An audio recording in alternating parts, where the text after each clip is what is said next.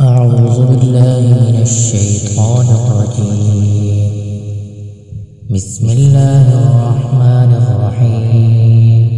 ألف لام ميم را. تلك آيات الكتاب والذي أنزل إليك من ربك الحق ولكن أكثر الناس لا يؤمنون.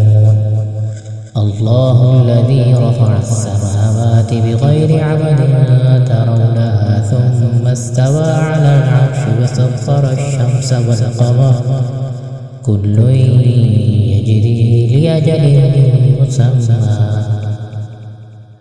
يدبر الأمر يفصل الآيات لعلكم بلقاء ربكم توقنون.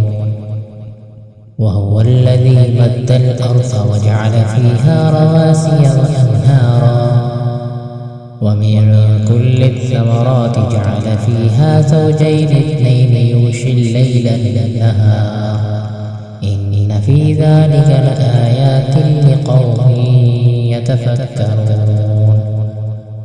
وفي الأرض قطع متجاورات وجنات من أعناب وزرع ونخيل صنوان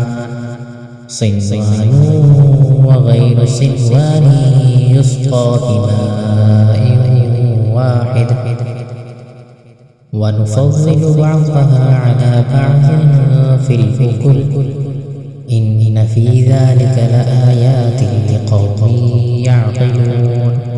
وإن تعجب فعجب قولهم أإذا كنا ترابا أإنا لفي خلق جديد.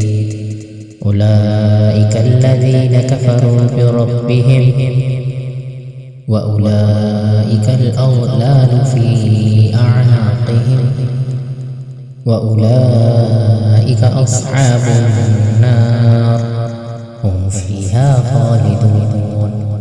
ويستعجلونك بالسيئة قبل الحسنة وقد خلت من قبلهم المثلات وإن ربك لذو مغفرة للناس على ظلمهم وإن ربك لشديد العقاب.